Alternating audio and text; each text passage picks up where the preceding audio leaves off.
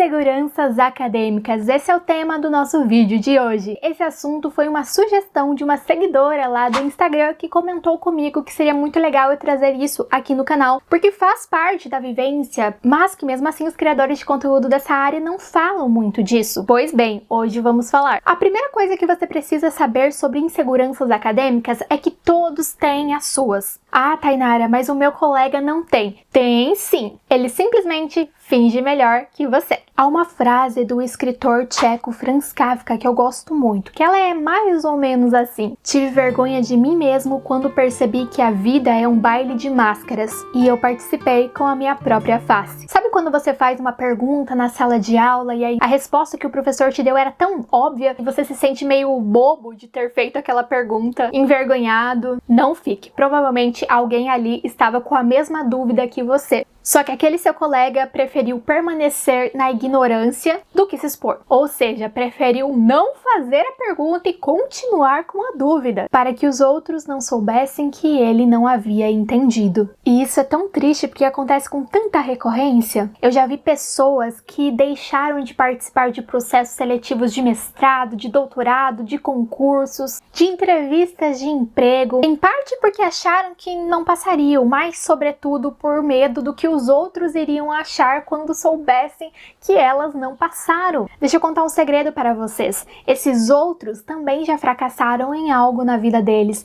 E esses outros talvez nem estejam aí tão preocupados com vocês. Todo mundo fracassa em algum momento. Todo vencedor já fracassou antes. E na vida acadêmica não é diferente. Então eu acho que a primeira coisa é a gente se permitir tentar, se permitir errar. Eu sei que muitas pessoas falam algo do tipo: quando você tenta e não consegue, você obtém o mesmo resultado se você não tentar, então não custa nada. Mas eu prefiro pensar de outra forma. Eu tentar e não conseguir é muito melhor do que eu não tentar. Por quê? Porque eu adquiro experiência. Onde é que eu errei? Como eu posso melhorar? Eu já cometi muitas vezes o mesmo erro, mas acima de tudo eu aprendi com esses erros e muitos deles eu consegui superar, não errar mais e melhorar as minhas habilidades a partir da experiência que eu adquiri errando. Aqui na internet, de forma geral, eu tento mostrar principalmente o lado bom da pesquisa. Não porque eu estou tentando enganar alguém, tentando enganar o meu público, não. Francamente, se quem me assiste tentar entrar no mestrado ou no doutorado ou não vai mudar muita coisa na minha vida. É claro, eu vou ficar muito feliz por quem vê meus vídeos e conseguiu entrar no mestrado ou no doutorado graças às minhas dicas, mas isso não me afeta a ponto de eu vir aqui e mentir para alguém. Não, então tudo que eu falo é verdadeiro. Só que às vezes o fato de eu mostrar mais esses elementos bons pode causar uma impressão de que só há lado bom. E eu acho que isso acontece com outros criadores de conteúdo também. E aí as pessoas vão olhar o nosso conteúdo e vão pensar: nossa, mas a minha vida não é assim. A minha faculdade não é assim. A minha carreira não é assim. E a vida de ninguém é assim, na verdade. A gente sempre vai selecionar aquilo que a gente quer colocar no nosso currículo, aquela melhor foto que a gente quer colocar nas redes sociais, não apenas para você mostrar para os outros, mas para você ficar feliz consigo mesmo. E eu acho que a criação de conteúdo sobre vida acadêmica é um pouco disso. A gente tenta romantizar, sim, mas para que fique mais leve para nós mesmos, para que nós nos sintamos motivados, felizes a partir dessa retomada, dessa lembrança das coisas boas. Então a minha grande sugestão é que vocês tentem fazer isso também, mas sem se comparar com os outros.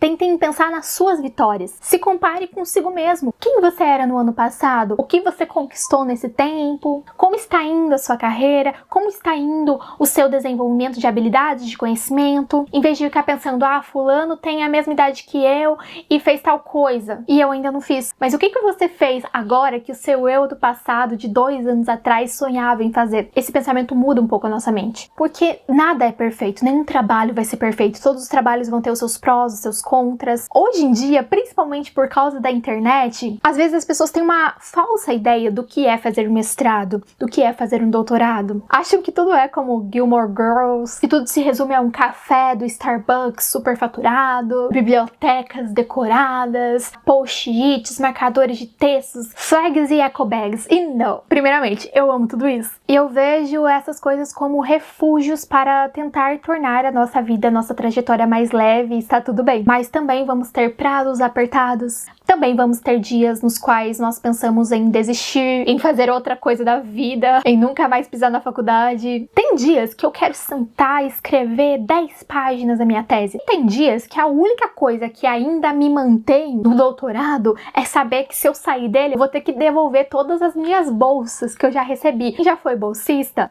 precisa concluir o mestrado, se for bolsa de mestrado, precisa concluir o doutorado, se recebeu bolsa de doutorado, porque por mais que seja uma espécie de salário, esse salário tem essa regra. E para esse vídeo não ficar assim cheio de falas que até parecem meio motivacionais, deslocadas de um contexto real, eu resolvi trazer alguns exemplos para vocês de momentos em que eu aprendi com os meus erros. O primeiro processo seletivo para a professora do ensino superior que eu participei, eu estava bem ansiosa e eu já tinha pensado sobre tudo que eles poderiam criticar da minha aula, porque o processo seletivo consistia em uma prova didática na primeira etapa. E eu lembro que eu estava muito insegura, pensando, será que eles vão gostar desse referencial teórico que eu estou utilizando? Será que eles vão gostar dessa abordagem? Será que eles não vão fazer perguntas em relação à minha experiência e eu ainda não tenho tanta experiência? Então eu tinha várias inseguranças ali e em nenhum momento eu pensei que o meu computador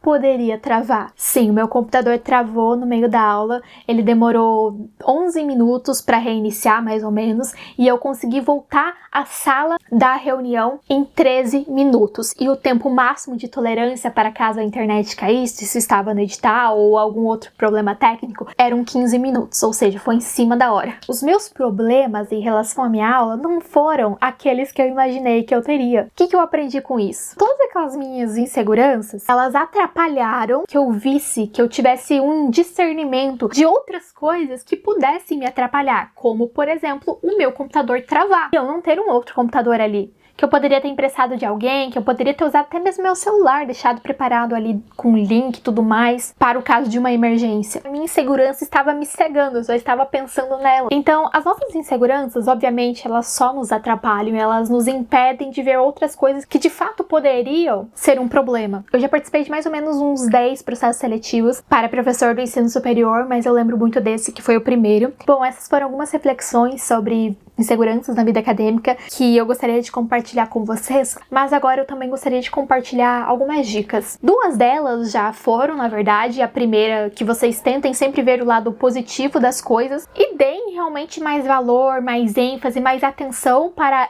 esse lado do que para o lado negativo. A segunda dica é que vocês valorizem o progresso individual de vocês, que vocês se comparem principalmente com quem vocês eram antes, que vocês olhem para os seus próprios percursos, vocês vejam o dos outros também, mas sem aquele olhar de comparação, de inveja ou até mesmo de desprezo que algumas pessoas têm. É legal também a gente saber o que as outras pessoas estão fazendo, pegar ideias, inspirações, mas sem ser de uma maneira tóxica, se comparando, ele fez isso e eu não fiz isso, eu fiz aquilo e ele não fez isso. Não, né? E também sem ter aquela infantilidade, não vou ver o que fulano tá fazendo, senão eu vou ficar com inveja. Não, você também pode aprender com fulano. Eu acho que falta muito a maturidade das pessoas quando a gente fala de comparação, mas são coisas que nós vamos aprendendo. E a minha terceira dica pra gente finalizar o vídeo de hoje, e que vai ser um bônus bem forte para quem ficou até aqui, porque talvez seja a mais importante, é a seguinte: você não precisa ficar revelando todas as suas inseguranças para o mundo. Você não é obrigado a ficar se expondo. Isso pode não te fazer bem, isso pode te fazer se sentir envergonhado, acuado. Há muita gente ruim no mundo que pode usar isso contra você. Às vezes você tinha alguma insegurança e as pessoas nem notaram, mas quando você contou qual era, elas começaram a notar. Por exemplo, muitas pessoas, quando vão apresentar em público, dizem: me desculpem que eu estou muito nervosa, mas vamos lá. Às vezes não dava pra ver que você estava nervosa, mas agora que você falou, a gente vai reparar. Como criadora de conteúdo acadêmico, eu sinto que eu tenho certa obrigação de dizer para vocês que todos têm esse lado. Mas não é algo que eu costumo ficar batendo na tecla. Não. Claro que é interessante você compartilhar esse tipo de coisa com amigos, com pessoas próximas. Mas às vezes, eu acho que a gente tem que saber até que ponto a gente pode se expor. Então é isso, ter cautela, saber que você tem medo, mas o outro também tem. E saber que o outro pode ser bom, mas você também é. E comentem aí se vocês querem ver mais vídeos assim sobre conversas acadêmicas. Vejo vocês na próxima!